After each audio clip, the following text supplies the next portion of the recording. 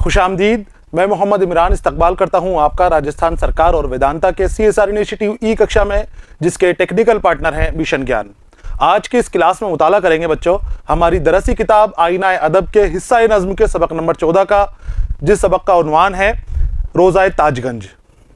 सबक रोज़ाए ताजगंज ताज महल के हवाले से बात करता है। ये एक नज़्म है जिसमें ताज महल की खूबसूरती के बारे में नज़ीर अकबर आबादी ने बहुत ही दिलचस्प अंदाज में हमें बताया है। ताज महल क्या है, किस तरह से इसकी मुकम्मल हुआ और क्या क्या इसकी खुसूसियात हैं, वो सारी चीज़ें इस नज़्म में नज़ीर अकबर आबादी साहब ने समेटने की कोशिश की है। इसके मुसन्निफ़ हैं नज़ीर अकबर आबादी। सबक को बच्चों मैंने 3 हिस्सों में तकसीम किया है। पहले हिस्से के अंदर हम जो मुसन्निफ़ हैं, शायर हैं नज़ीर अकबर आबादी, इनके हवाले से बात करेंगे, इनकी ज़िंदगी के हवाले से, और साथ ही खुसूसियात कलाम के बारे में हम बात करेंगे। दूसरा हिस्सा जो होगा सबक का, उसके अंदर हम सबक रोज़ाए ताजगंज जो नज़्म है, इस नज़्म का मुताला करेंगे, और तीसरे हिस्से के अंदर हम सवालात की मशक करेंगे। तो हम शुरू करते हैं पहला हिस्सा, नज़ीर अकबर आबादी। नज़ीर अकबर आबादी बच्चों, आपका तखल्लुस नज़ीर था लेकिन शायर बेनज़ीर थे। शायर बेनज़ीर इसलिए क्योंकि आपके दौर में आपके जैसा तो क्या, आपके ज़मरे का शायर भी मिलना मुश्किल था। आपके आसपास भी उन बुलंदियों पर जहाँ पर आपने नज़्म को पहुँचाया है, या जो सोच आपकी थी, जो फ़िक्र ख़याल आप रखते थे, उन फ़िक्र ख़याल वाला, उन अज़मत वाला शायर आपके जैसा कोई नहीं हुआ, आपका सानी कोई नहीं हुआ। आपकी नज़्म गोई का या नज़्म के मौज़ूआत का ये आलम था कि आपने दुनिया भर का कोई मौजू नहीं छोड़ा कि जिसके ऊपर आपने नज़्म नहीं की हो। होली हो, दिवाली हो, शब बारात हो, ईद उल फित्र हो, हर तरह के मौजूआत और ख़ास तौर पे अवामी मौजूआत आपने अपनी नज़्म गोई के अंदर शामिल किए। उन मौजूआत को आपने लिया और उनके ऊपर नज़्म लिखी। मैंने इसीलिए ही बेनज़ीर शायर आपको कहा है कि जैसे शायर आप थे, नज़ीर मिलना मुश्किल है, मिसाल मिलना मुश्किल है। हद तो ये है कि उस वक्त के जो दूसरे शोरा थे, जो गज़ल गोई करते थे, कसीदे लिखते थे, मसनवियाँ लिखते थे, उन्होंने आपको शायर तस्लीम करना ही बंद कर दिया था। शायर तस्लीम करने से ही मना कर दिया था कि नहीं, हम इनको शायर नहीं मानते। इस तरह की नज़में आप लिखते थे, क्योंकि वो जो दौर था, जिस दौर में आपने नज़में लिखी थी, उस दौर के अंदर गज़ल गोई का रिवाज था। गज़लें ऊँचे पाए की लिखी जा रही थी, साथ ही मसनवियाँ, कसीदे लिखे जा रहे थे, लेकिन आपने अवाम की तरफ ध्यान दिया। वो जो दूसरे शोरा थे वो हाकिमों की तरफ ध्यान दे रहे थे। हाकिमों को खुश करने के लिए अपनी गज़ल वगैरह और कसीदा वगैरह लिखते थे। वो हाकिमों से इनामात वगैरह चाहते थे, जबकि नज़ीर अकबर आबादी ने अवाम के लिए एक बड़े दायरे को अपने नज़र रखते हुए, मद्देनज़र रखते हुए आपने अपनी शायरी की है। अवामी शायर आप कहलाते हैं क्योंकि आपने अवाम के हर मौज़ूआत को अपनी शायरी के अंदर समेटा है। और बेफिक्र, हंसी मजाक वाले इंसान थे आप, किसी की फिक्र नहीं करते थे। जिस तरह की शायरी आपने सोची, जिस तरह के आपकी नज़र के अंदर आई, आपने वो शायरी लिख दी। मेलों ठेलों में घूमते थे, हर जगह जाते थे, बेतकल्लुफ़ी से रहते थे, तो वही अंदाज आपकी शायरी के अंदर भी नज़र आता है। तो आज हम उसी शायर के बारे में बात करेंगे जिसका नाम है नज़ीर अकबर आबादी। वली मोहम्मद आपका नाम था और नज़ीर आप तखल्लुस करते थे, और अकबराबाद शहर जो आज आगरा हो गया, उससे निस्बत की वजह से आपका नाम अकबराबादी भी पड़ा था। नज़ीर अकबर आबादी आपको कहते थे। हालांकि आपकी पैदाइश दिल्ली में ही हुई थी, लेकिन दिल्ली से आप मुंतकिल हो गए थे आगरा की तरफ। तो देखिए आप सवाने हयात इनकी कि शेख वली मोहम्मद नाम था और नज़ीर आपका तखल्लुस था। वली मोहम्मद नाम और नज़ीर आप शायरी के लिए तखल्लुस करते थे। 1740 ईस्वी के करीब दिल्ली में पैदा हुए। नज़ीर के वालिद का नाम शेख मोहम्मद फ़ारूक था, जिनका इंतकाल नज़ीर की कम उम्री में ही हो गया था। चूँकि नज़ीर अपने वालिदैन के इकलौते बेटे थे, इसलिए उनकी तालीम और तरबियत बड़े लाड प्यार से हुई थी। यूँ तो नज़ीर उर्दू, फ़ारसी और अरबी ज़बानें जानते थे, लेकिन पंजाबी, मारवाड़ी, हिंदी और पूर्वी ज़बानें भी समझ लेते थे। आपकी इकलौते बेटे थे ख़ानदान के, तो अच्छी परवरिश हुई, आपकी अच्छी तरबियत हुई, आपके वालिदैन ने आपकी अच्छी तरबियत की। वालिदैन कम उम्र में ही आपके इंतकाल कर गए थे, उसके बाद आपको दादा दादी ने पाला था। तो सवाने हयात जो है बच्चों, میں نے آپ کو ابھی بتایا تھا شروع کے اندر کہ اس وقت کے شعراء جو ادیب تھے وہ نظیر کو شاعر ہی نہیں مانتے تھے، اس لیے محققین کا آپ کی طرف نظر بھی نہیں گئی، کسی نے آپ کی طرف نظر نہیں کی کہ آپ کی زندگی کے حوالے سے بھی باتیں پتہ کرنی چاہیے، آپ کی زندگی کے معاملے میں بھی تحقیق کرنی چاہیے، کسی محققین نے یہ بات نہیں سوچی تھی۔ تو آپ کی زندگی کے اوپر سے کئی سالوں تک پردہ پڑا رہا، راز کے اندر رہی آپ کی زندگی، کچھ پتہ نہیں کب پیدا ہوئے تھے، کب آپ کا انتقال ہوا تھا، کب اپنے والدین کا انتقال ہوا تھا، آپ کی زندگی کے بارے میں کوئی معلومات نہیں تھی۔ لیکن کچھ اچھے محققین نے اس طرف جب ان کی نظر گئی، محققین کی، نذیر اکبر آبادی کی غزلیں جب عوام میں مقبول ہوئی آپ کے انتقال کے بعد، پھر آپ کے بارے میں تحقیق کی گئی اور بہت بعد کے اندر آپ کی زندگی کے حوالے سے کتابیں آئیں، آپ کی زندگی کے حوالے سے تحقیق کی گئی، تو پتہ چلا کہ آپ کے والدین کم عمری میں انتقال کر گئے تھے، دادا دادی نے آپ کو پالا پوسا تھا، لاڈلے تھے گھر کے، عربی اور فارسی کے بھی جانکار تھے، لیکن ساتھ ہی مقامی بولیوں کے بارے میں بھی سمجھ رکھتے تھے۔ مقامی بولیاں وہی دہلی اور دہلی کے آس پاس بولے جانے والی کھڑی بولیاں، پوروی، پنجابی اور جو آس پاس جس سے اردو بنی ہے ان زبانوں کے بھی آپ جانکار تھے، آپ اچھی طرح سمجھ لیتے تھے۔ تو جب دہلی پر احمد شاہ ابدالی نے حملہ کیا تو نذیر اپنی والدہ کے ساتھ آگرہ چلے آئے اور ہمیشہ کے لیے یہی کے ہو رہے۔ بچپن میں ہی آپ اپنی والدہ کے ساتھ آگرہ آ گئے تھے، پھر وہاں پر آپ کے دادا دادی نے آپ کی پرورش کی اور ہمیشہ پھر آگرہ میں آپ آ گئے، تو آپ نے اس کی اپنی خوش نصیبی قرار دیا آگرہ کو آنا۔ کئی کلام میں ملتا بھی ہے کہ آگرہ میں آنے کا سبب ان کی خوش قسمتی کو مانا گیا ہے، تو اس کے بعد وہ مستقل روپ سے وہیں رہ گئے، اس کے بعد وہ آگرہ سے کہیں نہیں گئے، وہیں سکونت اختیار کی آپ نے۔ تو آگرہ سے اپنی نسبت پر نذیر ہمیشہ فخر کرتے رہے ہیں، ان کو فخر تھا کہ وہ آگرہ سے ان کا جڑاؤ ہے، دہلی میں پیدا ہوئے تھے اور آگرہ سے نسبت تھی ان کی، آ گئے تھے آگرہ۔ آگے آتے ہیں، نذیر نے درس و تدریس کو ترجیح دیتے ہوئے معلمی کا پیشہ اختیار کیا۔ نذیر انجینئرنگ بھی کی تھی، چاہتے تو انجینئرنگ کی کوئی اچھی پیشہ اختیار کرتے اور بہت پیسہ کماتے، لیکن آپ نے انجینئرنگ کے اوپر درس و تدریس کو، معلمی کو ترجیح دی تاکہ بچوں کی اور معاشرے کی اصلاح ہو سکے، اور آپ نے معلمی اختیار کی۔ انہیں خوشنویسی میں بھی دلچسپی تھی، اس لیے انہیں ہفت قلم کے نام سے بھی شہرت ملی۔ خوشنویسی، خوشخط، بہت اعلیٰ درجے کی رائٹنگ کے اندر لکھنا خوشخط کہلاتا ہے۔ تو خوشخط آپ لکھتے تھے، خوشنویس آپ تھے، خوشنویسی کی وجہ سے آپ کو ہفت قلم بھی کہا جاتا تھا، یہ آپ کا لقب تھا ہفت قلم بھی۔ دیگر علوم و فنون مثلا طب، نجوم، منطق، معانی بیانی اور موسیقی سے بھی انہیں لگاؤ تھا۔ منطق ہوتا ہے ریزننگ، اور نجوم تاروں کا علم، آسمان کا علم، آسمان اور تاروں کے اندر جو کچھ بھی ہے جس کے ذریعے سے مستقبل کی باتیں بیان کی جاتی ہیں، تو اس معلومات میں بھی آپ کی دلچسپی تھی، آپ اس علم کو بھی جانتے تھے، اس فن کو بھی جانتے تھے، منطق بھی جانتے تھے، معانی بیانی بھی جانتے تھے، اور موسیقی کے بھی آپ شوقین تھے، میوزک کے بھی آپ شوقین تھے۔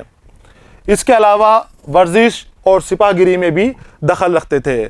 سپاہ گیری، سپاہیوں کو دی جانے والی ٹریننگ، اس کے اندر بھی آپ کا انٹرسٹ تھا، آپ وہ ٹریننگ بھی آپ کرتے تھے، سپاہ گیری کے اندر بھی آپ کو خاص دھیان تھی، توجہ رکھتے تھے۔ غرض یہ ہے کہ نصیر کثیر المعلومات اور ہمداں شخص کے تھے، آپ کی کثیر المعلومات آپ کی شخصیت میں تھی، بہت زیادہ چیزوں کے بارے میں آپ معلومات رکھتے تھے، اور جب ہم ان کے کلام دیکھیں گے، کوئی سا بھی کلام ہو چاہے سے، تو وہاں عام بول چال اور عام نظریہ، عام شخص کیا سوچتا ہے، عوام کے نظر میں کیا ہے، وہی چیزیں ہمیں ان کے کلام کے اندر جاں بجاں نظر آتی ہیں۔ ترجیح دینا بچوں، فضیلت دینا، بہتر سمجھنا، فوقیت دینا، برتری دینا، اور معلمی بچوں کو پڑھانے کا پیشہ، مدرسی، ٹیچنگ۔ آگے آتے ہیں، نذیر کے مزاج میں انکساری، خوش اخلاقی، انسانی دوستی، شوخی و ظرافت، رنگینی اور بزلہ سنجی یعنی ہنسی مذاق، اور وسیع المشربی جیسے اعلیٰ اوصاف موجود تھے۔ بزلہ سنجی، ہنسی مذاق، خوش طبعی، اور وسیع المشربی، دور تک پھیلا ہوا کشادہ فراق دل کا، اور یہاں پر وسیع المشربی جو ہے ایسے لوگوں کے لیے بھی استعمال کیا جاتا ہے جو کسی فرقے کے اندر کسی مذہب کو نہیں مانتے یا سبھی مذہبوں کی عزت کرتے ہیں، فرقہ واریت کو نہیں مانتے، فرقوں کے اندر نہیں پڑھتے، فرقوں کے اندر نہیں بٹتے. تو آپ وسیع المشرب تھے، اور جیسے اعلیٰ اوصاف، اوصاف یعنی گن، آپ کے اندر اوصاف بھرے ہوئے تھے، وصف بھرے ہوئے تھے، وصف کی جمع ہے اوصاف. جیسے اعلیٰ اوصاف موجود تھے. نذیر کی زندگی اسرت اور غریبی میں بسر ہوئی تھی. اسرت یعنی کمی، دشواری، غریبی. تو آپ کی زندگی اسرت میں اور غریبی میں بسر ہوئی تھی. 90 برس کی عمر میں ان پر فالج کا حملہ ہونے کے سبب وہ 4-5 برس تک بیمار رہے، اور بالآخر 16 اگست 1830 عیسوی کو ان کا انتقال ہو گیا. یہ ہے آپ کی زندگی کے حوالے سے مختصر معلومات. اب ہم آپ کی خصوصیات کلام کے بارے میں بات کریں گے کہ کلام کی کیا کیا خصوصیات تھی آپ کی. تو نظیر اردو شاعری میں عوامی شاعر کی حیثیت سے یاد کیے جاتے ہیں. عوامی شاعر آپ کو کہا جاتا ہے. کیوں کہا جاتا ہے؟ کیونکہ آپ کے شاعری کے زیادہ تر موضوع عوامی ہیں. جو عام لوگوں کے موضوعات ہوتے ہیں، آپ نے انہی موضوعات کے اوپر شاعری کی ہے، انہی ٹاپکس کے اوپر آپ نے شاعری کی ہے. انہوں نے ان موضوعات کو اپنی شاعری میں جگہ دی ہے جن کی طرف ان سے قبل کسی نے توجہ نہیں کی تھی. یعنی توجہ تو دور کی بات ہے، اس آپ سے پہلے جو تھے شاعر، وہ ان موضوعات کے بارے میں سوچ بھی نہیں سکتے تھے جن موضوعات کے اوپر نذیر اکبر آبادی نے نظمیں لکھ دی. وہ سوچ بھی نہیں سکتے تھے، ان کی سوچ سے آگے بڑھ کے وہاں انہوں نے نظمیں بھی لکھ دی تھی. تو ان موضوعات کی طرف آپ نے توجہ کی، اپنا رجوع کیا کہ جہاں پر دوسرے شعراء کا دھیان نہیں گیا، کسی نے توجہ نہیں دی تھی. بعض اہل علم نے ان کے اس قدم کو جائز نہیں مانتے ہوئے، اس وقت جو ادیب تھے، شعراء تھے، انہوں نے جو ان کا کلام دیکھا تو اس کلام کو انہوں نے شاعری ہی نہیں مانا کہ نہیں، یہ تو شاعری نہیں ہے، یہ تو سوکیانہ کلام ہے. تو قدم کو جائز نہیں مانتے ہوئے ان کے کلام کو سوکیانہ قرار دے کر اس کی اہمیت سے انکار کیا ہے. سوکیانہ یعنی بازاری، عوام کی پسند کا، مبتذل. تو بازاری آپ کو یا کم درجے کا آپ کے کلام کو اہمیت دی گئی، کم درجے کی اہمیت دی گئی. آپ کے کلام کو عمدہ شاعری نہیں مانا گیا ہے. اس وقت کے شعراء نے جب بعد میں اہمیت پتہ چلی، بعد میں ان کی نظم کے بارے میں پتہ چلا کہ کس طرح کی اونچے پائی کی نظمیں ہیں ان کی، تو پھر خوب ان کی عزت و وقار، ان کی مقبولیت بڑھ گئی نظموں کی. لیکن سچائی یہ ہے کہ نذیر وہ پہلے شاعر ہیں جنہوں نے شاعری کا رشتہ انسانی زندگی سے جوڑنے کی کوشش کی ہے. یعنی کہ جو ترقی یافتہ نظمیں ہیں، ترقی یافتہ لوگ ہیں جو ترغیب دلاتے تھے، ان شاعری کی شروعات، ان نظموں کی شروعات نذیر نے کافی وقت پہلے ہی کر دی تھی. اس طرح کی نظمیں کرنے کی شروعات نذیر اکبر آبادی نے بہت پہلے کر دی تھی. جب انجمن پنجاب بنی تھی اور اس کے اندر بزم مناظمہ شروع کیا گیا تھا، تو بزم مناظمہ کی شروعات کے اندر شب قدر نام کی ایک نظم لکھ کر مولانا محمد حسین آزاد نے سب کو سنائی تھی کہ دیکھو اس طرح کی بھی نظم کہی جا سکتی ہے. تو جو شب قدر انہوں نے لکھی تھی، شب برات آپ نے اپنے دور کے اندر ہی لکھ دی تھی، پہلے ہی آپ لکھ چکے تھے شب برات، ہولی پر، دیپاولی پہ. تو وہ شروعاتی جدیدیت کے حامی بھی آپ کہہ سکتے ہیں ان کو کہ جدیدیت کی شروعات بھی نذیر اکبر آبادی نے کر دی تھی. تو آپ نے شاعری کو انسانی زندگی سے جوڑ دیا، عوام کی زندگی سے جوڑ دیا. اسی لیے ہی تو انہیں عوامی شاعر کہتے ہیں. وہ ایک درویش صفت انسان تھے. انہوں نے آدمی نامہ، اب یہ ان کی نظموں کے نام ہیں جو ان کی مشہور نظمیں ہیں. تو دیکھیے ان کے عنوان سے آپ کو پتہ چل جائے گا کہ کس طرح عوامی نظمیں ہیں. یہ آدمی نامہ نظم کا نام ہے. ایک ہے ہولی نامہ، بنجارہ نامہ، دیوالی، شب برات، مفلسی، بالپن بانسری بجیا، کلجگ، روٹیاں، خوش آمد جیسی نظمیں تخلیق کر کے اپنے قومی فریضے کو انجام دیا. درویش صفت اسے کہتے ہیں بچوں، وہ شخص جس میں بزرگوں، فقیروں اور خدا رسید لوگوں جیسی خوبیاں ہوں، جو اللہ والا ہو، جس میں فقیروں جیسی اور اللہ کو راضی کرنے والوں جیسی علامات نظر آتے ہیں، اسے درویش صفت کہتے ہیں، درویش جیسا. تو نذیر اکبر آبادی کو درویش صفت آدمی بتایا گیا. بہت سیدھے تھے، شریف انسان تھے بہت، اور आला दर्जे की आपने नज़में लिखी हैं। यहाँ पर है नज़में तख्लीक करके अपने कौमी फरीज़े को अंजाम दिया। जो कौम के लिए, जो मुल्क के लिए उनका फ़र्ज़ होता है, उस फ़र्ज़ को आपने इन नज़मों के ज़रिए आपने हिंदू और मुस्लिम यकजहती के ऊपर भी जोर दिया है, हुब्बुल वतनी के ऊपर भी जोर दिया है, और मुआशरे की इस्लाह के ऊपर भी जोर दिया है।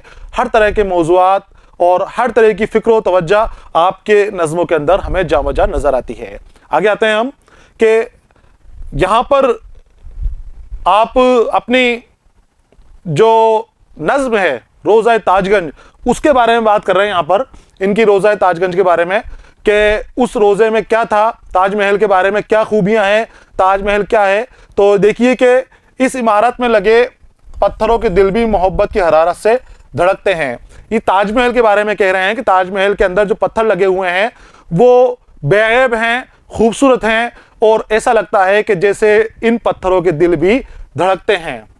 काबिल तारीफ़ हैं वो मेमार जिन्होंने इसे बनाने में जांफशानी से काम लिया है। यहाँ के बाग और दालान दिलों का दामन खींचते हैं। यहाँ पर तारीफ़ करते हैं नज़ीर अकबर आबादी कि यहाँ पर जो दालान बने हुए हैं, जो बाग बने हुए हैं, वो दिलों को अपनी ओर खींचते हैं। इंसान उनकी तरफ खींचता चला जाता है उसको देखने के लिए, और उसको देखता है तब उसको दिल के अंदर खुशी का एहसास होता है, मदहोश हो जाता है। और जो नक्शो निगार मुसव्विरों ने कलम से बताए हैं, उन्हें देखकर ऐसा लगता है, तो जो नक्शो निगार उनके बनाए गए हैं ताजमहल के अंदर, फूल पत्तियाँ वगैरह और कुरान की आयतें भी उसके अंदर खुदाई की हैं बहुत खूबसूरत अंदाज के अंदर, तो वो देखकर ऐसा लगता है कि वो मसनूई नहीं, मसनूई यानी बनावटी नहीं है, बल्कि हकीकी हैं, जिंदा मालूम होते हैं। फूल पत्तियाँ, उसकी खूबसूरती के जो नक्काश बनाए गए हैं, जो उसके अंदर खुदाई वगैरह की गई है, तो बिल्कुल ऐसी होती है, लगती है कि जैसे कुदरत ने उस ताजमहल को ढाला है, संवारा है।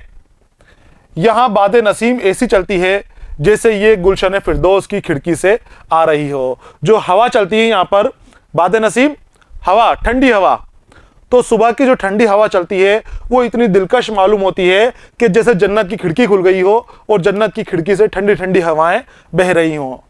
बादशाह शाहजहां का ये शाहकार हमेशा हिंदुस्तान के लिए बाइस इफ्तिखार तस्लीम किया जाएगा। बाइस इफ्तिखार जिसके ऊपर फ़ख्र किया जा सके। तो जो ताजमहल है उसकी अहमियत पूरी दुनिया के अंदर है। दुनिया के कोने कोने से लोग ताजमहल को देखने के लिए हिंदुस्तान के अंदर आते हैं। हिंदुस्तान के माने में ही कई लोग ताजमहल के साथ जोड़ देते हैं। हिंदुस्तान का नाम आता है तो वो कहते हैं कि ताजमहल वाला मुल्क, तब वो ताजमहल से हिंदुस्तान को मंसूब कर देते हैं, जोड़ देते हैं। तो बाइस इफ्तिखार है, ये अपने आप के अंदर बहुत शोहरत वाला है। हमें फ़ख्र करना चाहिए हमारी इस विरासत के ऊपर कि जो विरासत हमें मिली हुई है। तो बच्चों, ये थी नज़ीर अकबर आबादी के कलाम की खुसूसियात कि किस तरह का कलाम नज़ीर अकबर आबादी ने हमारे सामने पेश किया है। अवामी शायर आप कहलाते थे, अवाम से मुताल्लिक़ मौज़ूआत का इस्तेमाल अपने अपनी शायरी में किया है। आसान ज़ुबान का, सादा ज़ुबान का आप इस्तेमाल करते थे। लाग लपेट, बनावटीपन या ऊपर नीचे करने का जो हुनर होता है वो आपके कलाम के अंदर नज़र नहीं आता है। सीधी आसान ज़ुबान के अंदर बगैर टेढ़ा मेढ़ा किए ज़बान को आसानी से अपनी ज़बान को, अपनी बात को कहने के आप हामी थे और आसानी से ही बात कह देते थे। अवाम के शायर थे, अवाम में मकबूल थे, बहुत पसंद थे, इसीलिए ही आपको अवामी शायर कहा जाता था। तो ये हमारा यहाँ पर जो तारुफ था इनका, ये मुकम्मल हो गया है। अगला जो सबक होगा इसके अंदर हम सबक रोज़ा ताजगंज जो ताजमहल की खूबसूरती बयान करेगा उसका मुताला करेंगे। तो तब तक इंतज़ार कीजिए, पढ़ते रहिए, खुश रहिए। अलविदा।